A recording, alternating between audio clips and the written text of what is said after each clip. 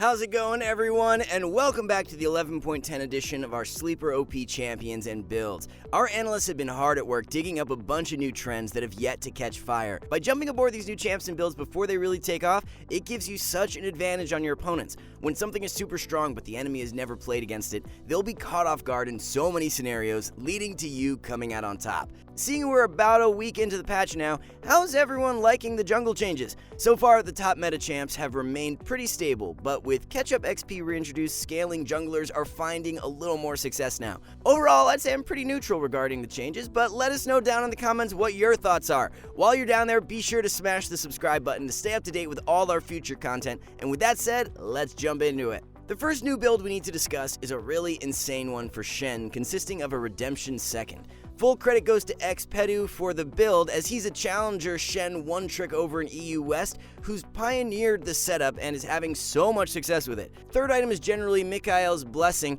while you'll be rushing a Frostfire Gauntlet or Turbo Chem Tank based on preference. Frostfire is so much better for Shen after his ultimate buff, since Shen R now scales with max health.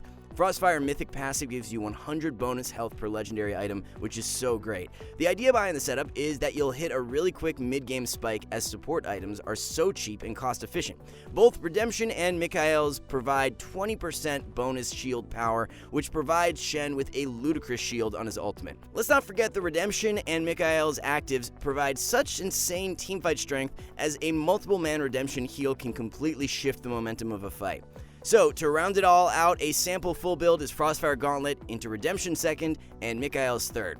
Take Grasp as the keystone with Shield Bash, Second Wind, and Revitalize. Secondaries are Cheap Shot and Ultimate Hunter. Trundle top lane is really starting to pick up traction over in Korea, and he's got a new interesting build as well. An Essence Reaver Rush into Stridebreaker second is the core build, as it provides Trundle with such great burst and sticking power. Spellblade proc from Essence Reaver is huge value for Trundle since his Q is on a very short cooldown. The 1v1 power and tower demolition is amazing. Lots of Trundle tops are taking Ignite instead of Teleport as the secondary summoner spell. Players will underestimate Trundle's dueling potential, so when you add on Ignite, the amount of solo kills you'll come away with every game will be extremely high.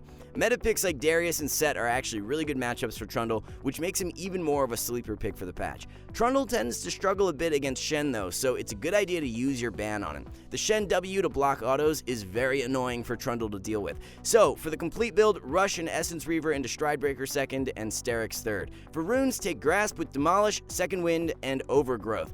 Secondaries are Presence of Mind and Alacrity. And remember, if you want to improve fasting at the rank you've always wanted, then check out our hyper improvement system at SkillCapped.com. We have professional courses by the top players, Smurf commentaries where a challenger player walks you through how to climb out of every rank from Iron to Diamond, and we upload tons of new exclusive guides to our website each week. In fact, we're so confident you'll improve using our system that if you don't climb at least 5 divisions while actively using SkillCapped, you can claim a full refund, so there's no risk. What are you waiting for? Check out SkillCapped.com and get the rank you've always wanted. Link in the description below.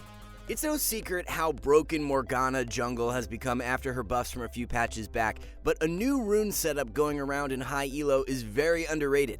Instead of the standard Dark Harvest, players in Diamond and above are starting to spam Predator. The success rate doesn't lie either, as Predator players are winning about 1% more than Dark Harvest at the time of making this video. Now, this isn't to say Dark Harvest is completely garbage and you should just ignore it from now on. There's just a solid new alternative that can work just as well. Predator allows you to be a lot more active around the map early on, and since Morgana Jungle has such a fast clear already, the ability for you to constantly be looking for these Predator ganks is really crazy. The only thing Morgana really lacks is that consistent gank power, so by running Predator, it allows you to charge right up to the opponent and see a much higher hit rate on your Q. The setup just turns Morgana into an all-around broken jungler because her clear is already great, and with Predator, her ganks are now super insane too. You'll want to follow up the Predator with Cheap Shot, Eyeball Collector, and Relentless Hunter for primary runes, pick up Transcendence and Water Walking for secondaries, Leandri's Rush into Zanya's, and Demonic Embrace is the core build. Kindred has quietly started to make their way back into the meta after multiple buffs, and a new pick-oriented build is really being slept on. The build revolves around Gale Force and Storm Razor to provide you with super high mobility and kiting strength. Gale Force active lets you outplay with ease and chase down targets, while the Storm Razor passive helps with kiting around and staying glued to your opponent. Burst is very nice too, so there's a lot of things to like about this setup. Third item will be a rapid-fire cannon, which extends your pick range even further. The build can work great into Rumble and Morgana, who are two of the most popular junglers right now. Both champs are heavily reliant on landing skill shots, so with all the mobility and kite from this build, it's so difficult for them to function. Rune Page is Conqueror with Triumph, Alacrity, and Coup de Grace. Grab Domination Secondary with Sudden Impact and Ravenous Hunter. Faker is up to his old trick, spamming a new bruiser setup on his Viego Mid. Core build is a shield bow rush into Thornmail second. Faker has also been running Exhaust instead of Ignite as a secondary summoner to be even more of a nuisance and extremely difficult to take down. The strength behind this setup revolves around the consistent dueling capabilities, as Viego will win out on any extended fight. It's nearly impossible for any meta assassin to break through the shield bow passive along with Exhaust. Setup works especially well against champs like Katarina, Zed, Yasuo, and Yone, who we see played at absurd rates in solo queue.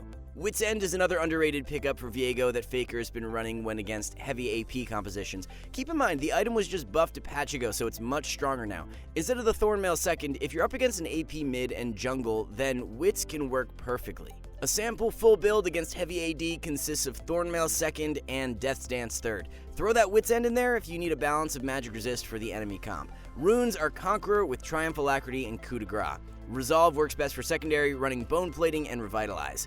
Xerath is finally back in a great state for solo queue, as right now he's the strongest he's been in Season 11. The majority of mid to low elo Xeraths are running Comet as their keystone, whereas Diamond and above Xeraths are abusing Dark Harvest. Comet offers you more presence in lane, however Dark Harvest scales great and has superb synergy with Xerath's kit. With all the mobility in the game these days, it's fairly easy to avoid Comet's damage unless the target is stunned or slowed. His snipe plays with ult or finishing off a target from long range with Q are way more reliable when you've got Dark Harvest. Later on in the game, the Dark Harvest allows you to 100 to 0 squishies with an ult so much easier too. The other three runes in domination will be Cheap Shot, Eyeball Collector, and Ultimate Hunter. Ultimate Hunter is really key here as it allows you to spam ult off cooldown for so much value. Secondaries are Absolute Focus and Gathering Storm. Full build is Luden's Tempest into Horizon Focus and Void Staff. A new build for Ezreal that Teddy and Gumayusi have been playing in solo queue consists of building a Stridebreaker third. Some extra haste, health, and active dash are really solid for Ez. The sub 20 second cooldown dash from Stridebreaker becomes even lower since it scales off haste. Essence Reaver, Lucidity Boots, and Manamune provide 20 haste each. Tack on the other 20 from Stridebreaker, and you have yourself a 12 second cooldown dash from Stridebreaker. Now, imagine playing into an Ezreal with a blink combined with a very low cooldown extra dash, and you can see why this build can be extremely powerful. If you're unaware, the passive from Stridebreaker provides 30 move speed when dealing damage, so it makes Ezreal's kiting power even better since he can proc that with Q. In games where the enemy comp is super dive heavy or have a few assassins, then definitely look to try out Stridebreaker. Rune Page is the same old Conqueror with Presence of Mind, Bloodline, and Coup de Grace. Grab Biscuits and Cosmic Insight as secondaries.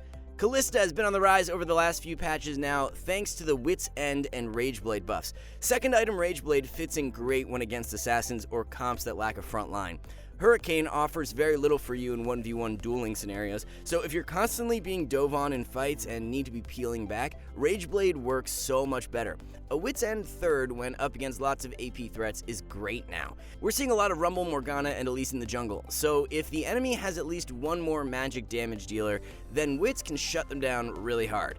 Since Hurricane is such a nice item to have on Kalista, you can still incorporate it into your build path and interchange the placement depending on the game. Picking Hurricane up third item is what seems to be the most optimal on Kalista throughout this patch. So here's a couple sample builds you can look to try out and experiment with based on each game. Hail of Blades is the best keystone with Taste of Blood, Eyeball Collector, and Ravenous Hunter. Overheal and Alacrity work well with secondaries. A really great pocket pick to pull out in the support role for 11.10 is Shen. Shen's strength as a top laner is super nuts right now, but he's also in a very underrated state as a support.